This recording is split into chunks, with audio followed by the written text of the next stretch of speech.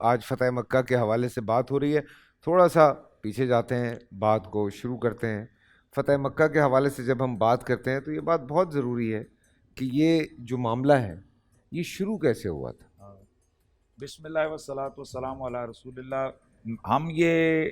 دیکھتے ہیں نبی علیہ السلام کی زندگی میں جو اچیومنٹس ہیں، ہم سننے والوں کو کہیں گے وہ تھوڑا سا سوچیں کہ ایک وہ دن ہے صرف چند سال قبل، ایک عشرہ قبل،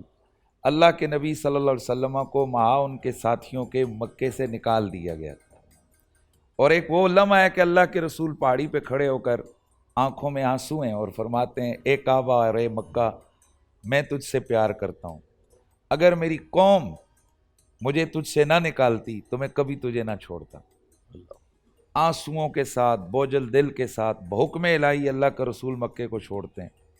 اور پھر ریاست مدینہ کا جب قیام عمل میں آتا ہے تو اس ریاست کی پاور آپ دیکھیں کہ صرف ایک عشرے کے اندر نہ صرف رسول خدا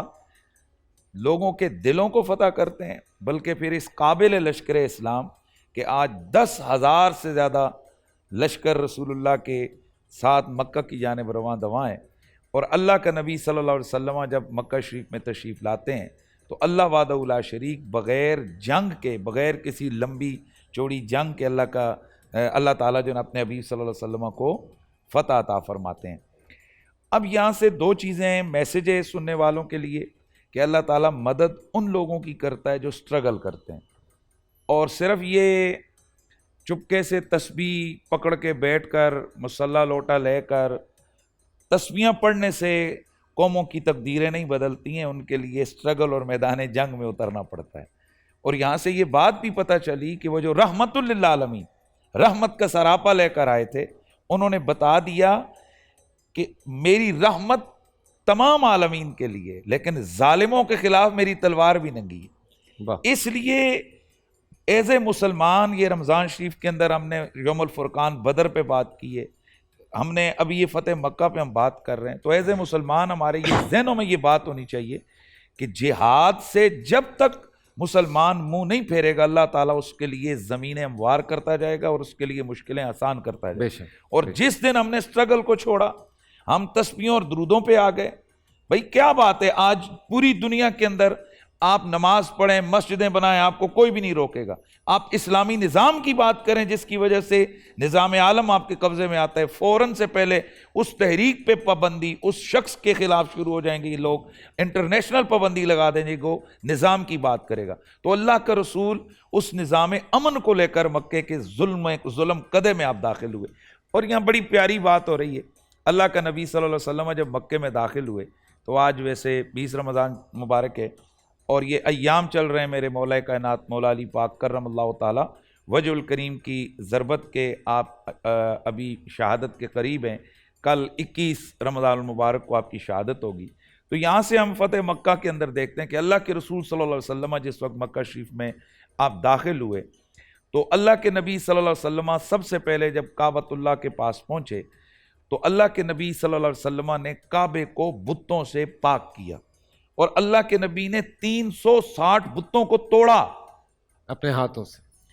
ہاتھوں سے۔ اور وہ انداز بھی کیا تھا کہ اللہ کے نبی کے ہاتھ میں چھڑی تھی، آپ شاۃ الوجوہ کہہ کر اس چھڑی کو لگاتے جاتے، اشارہ کرتے جاتے، صحابہ فرماتے ہیں اللہ کی قسم ہماری آنکھوں نے دیکھا وہ بت خود گر جاتے ہیں۔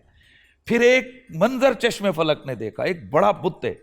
اللہ کے نبی صلی اللہ علیہ وسلم مولا کائنات مولا المومنین والمسلمین حضرت علی المرتضیٰ کرم اللہ تعالی وجہ الکریم کو فرماتے ہیں کہ آؤ علی اور اس بت کو توڑو۔ اب کعبے کی چھت پر یہ بت نصب ہے، علی کیسے توڑیں؟ کوئی سیڑھی لے آؤ؟ نہیں، اللہ کے حبیب نیچے بیٹھے، فرمایا علی میرے کندھوں پہ سوار ہو جاؤ۔ مولا علی کو کندھوں پہ سوار کیا رسول خدا نے صلی اللہ علیہ وسلم۔ اب نسائی شریف اور دیگر حدیث کی کتابوں میں یہ روایات موجود ہیں کہ مولا کائنات مولا علی پاک کرم اللہ تعالی وجہ الکریم، تفصیلاً روایت ہے، ساری روایتوں کو اگر جمع کریں ہم تو اللہ کے نبی نے پوچھا جب کندھوں پہ سوار ہوئے علی کہاں پہنچے؟ عرض کی یا رسول اللہ، اللہ کی عزت کی قسم افق آسمان یہ میرے سامنے۔ اللہ کے نبی نے یہ صرف چھت تک بلند نہیں کیا علی کو کہیں اور مانوی طور پر بھی بہت بلند کر دیا۔ اللہ اکبر۔ اور پھر مولا کائنات فرماتے ہیں کہ ایک بڑا بت تھا جو کعبے کے اندر اس چھت پہ، تو آپ نے نبی علیہ السلام کے کندھوں پہ چڑھ کر اس کو توڑا، اور وہ تانبے کا بت تھا، لیکن حضرت علی فرماتے ہیں میں نے جب اس کو ضرب لگائی تو وہ اس طرح ٹوٹ کر بکھر گیا جس طرح کانچ کی چیز بکھرتی ہے۔ تو کعبے کو بتوں سے اللہ کے نبی نے پاک کر کے قیامت تک کے لیے جزیرت العرب کو بتوں سے بالکل پاک کر دیا۔ مجھے میڈیا کے اوپر یہ کہتے ہوئے مجھے انتہائی افسوس ہو رہا ہے کہ رسول خدا نے فرمایا تھا کہ میں جزیرت العرب کو بتوں سے پاک کر رہا ہوں۔ ہمارا دل کرچی کرچی ہے۔ ایک مسلمان نہ بت کے اوپر چڑھاوا چڑھا سکتا ہے، نہ بت کی آرتی اتار سکتا ہے، نہ بت کے اوپر دودھ پھینک سکتا ہے، نہ ہی وہ تلک لگا سکتا ہے، نہ ہی وہ گھنٹا بجا سکتا ہے، وہ بھلے کتنے ہی بڑے منصب پہ کیوں نہ ہو، وہ مسلمان ہے اور مسلمان کے لیے یہ کام کرنا غلط ہے۔ ہماری بہت سارے سیاسی جو حضرات ہیں جن کو شاید علم نہیں ہوتا، وہ اس طرح کی رسومات میں جاتے ہیں اور وہاں جا کر وہ بتوں کے آگے ان کے جو پجاری ہوتے ہیں ان کے کہنے پر وہ اس طرح کی حرکات کرتے ہیں، تو ایز اے مسلمان ان کے لیے یہ جائز نہیں۔ اگر مودی جی، آپ کے مودی صاحب اگر کسی اسلامی ملک کے اندر آ جائیں